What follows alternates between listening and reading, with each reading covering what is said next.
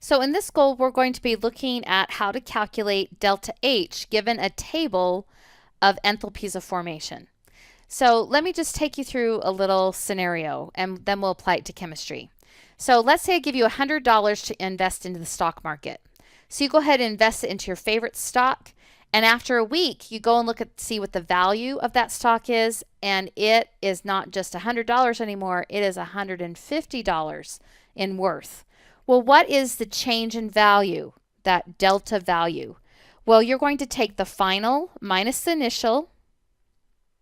So that will be $150 minus $100 that we started with. And so overall you have a net gain of $50. So woohoo, you did great in the stock market. Let's now apply this to chemistry. So in the chemical bonds, there is a stored potential energy, and we can equate this to a number value. So let's say my reactants, in their chemical bonds, I have 100 kilojoules. And then let's look at my products. Let's say my products, when you add them all up, I have 150 kilojoules. Well, what is the change in energy? Again, final minus initial, 150 minus 100, and I get 50 kilojoules as my change in energy. So what type of chemical reaction is this? This is an endothermic reaction because it has a positive value. So if I were to sketch this out, I would have my products up here higher than my reactants. Here's my reactants. Here's my products. There's some activation energy, and I'll drop back down. So I have 100 is the value here, 150 here. The change is the delta H, and we calculate it as 50 kilojoules. Okay, change. So again, this is an endothermic reaction. So this heat content, this 50 kilojoules, is going to come into my reaction and help with the bonding. And I'm going to end up getting bonds that actually contain more energy than the reactants. So this is going to be endothermic reaction. All right, let's take another scenario. So same situation, I give you $100, you buy some stock with it, and at the end of the week, instead of gaining money or keeping the same, you've actually lost money. You only have $50. That stock really dropped in value. Well, what's the change in value? So again, you take final minus initial. So I have $50 minus $100, and I lost $50.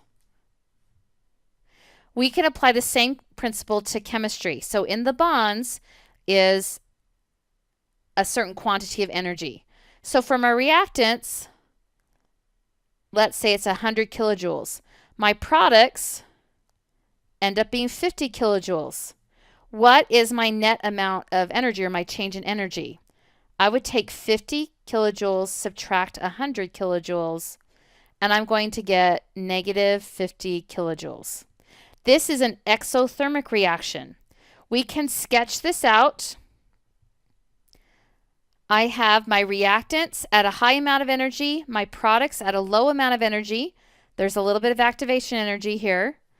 So reactants are here, products are here. We can write the numbers in.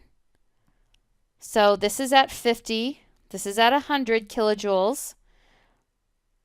The difference between the products and the reactants is my delta H, and we calculate it as a negative 50 kilojoules. Because there's that negative sign, what's happening is this heat is leaving. My heat is leaving. A difference of 50 kilojoules is leaving and going into the surroundings. So it will feel warm to the touch if it's in a water solution, or if it's taking place in a beaker. If you touch the beaker, the beaker will feel warm.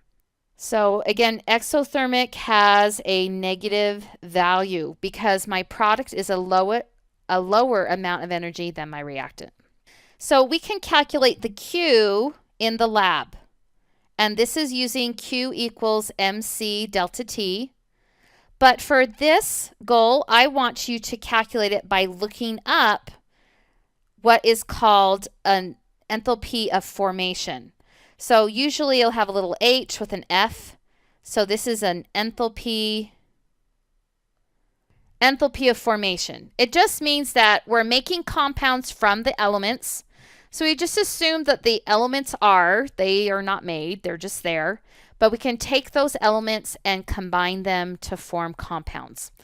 In this equation, you also see a funny looking E. This is the sum of symbol. And then you also have the number of moles. So in the chart that you should have in your packet, and I will also put it in Canvas. So if you have a packet without the chart, you can look it up in Canvas and print it out so you can use it. So you're going to look up what the value of the products are and the reactants. You'll add them up. And because on the chart they only list 1 mole, if you happen to have 2 moles or 3 moles that you're looking at, you would just multiply your enthalpy of formation by whatever integer that is. That's what these little m's and n's mean. You just multiply by how many moles you have. And then just another review. So exothermic, they're going to be negative, my delta H. Your endothermic, they're going to be positive. There are lots of different enthalpies. So you can have enthalpy of reaction. So if you see any of these, don't get freaked out. It's just describing it in detail. An enthalpy is an enthalpy, all right? If I did a combustion reaction, I could call an enthalpy of combustion. The enthalpies of formation, these are the ones that we're looking up on our sheet. In previous units, we've talked about enthalpy of fusion, so that would be melting something. And we've also talked about enthalpy of vaporization, so that would be boiling something. So from that enthalpy of formation sheet, I looked up these values. Now, usually elements are not on there because elements are always 0, so they don't have to be formed. They already are. They're already in existence. And so they are 0. So if you're trying to find an element and it's not there, it's because you should know that it's 0. But all the compounds, they have a certain amount of enthalpy of formation or energy required to form it. So this is our natural gas burning in oxygen. This is a combustion reaction. I'm going to take my sum of my products and I'm going to subtract the sum of my reactants. And I'm going to use these molar amounts in my equation to help me. So my delta H, I'm going to start with my products. And I like to use brackets to keep everything in. And the first thing I'm going to look at is I'm going to look at my CO2. And you want to pay attention to the state of matter. So some of these have a gas form or a liquid form. And so you want to write down and match the state of matter exactly. So I only have 1 mole in the equation. So I just go ahead and write 1 mole of my CO2. So negative 393.509. And I'm going to add it to, because again, it's a sum, the next product. And now notice there's a 2 there. So I need to multiply this number here by 2. So negative 241.818. And then I'm going to put my brackets back on. These are all my products. I just like to keep it separate. Then we're going to subtract in brackets the reactants. So my reactants here, I have methane, and there's only 1 of them. So I just write down right here. So negative 74.81. And then I have 2 moles of oxygen. But remember, elements are always 0. So 2 moles of 0 is going to be 0. So I'm not going to put it in there. I'm just all ready to do my math now. Now, this might seem silly to you, but this happens every year. What do you do when you have a negative times a negative? What happens to it?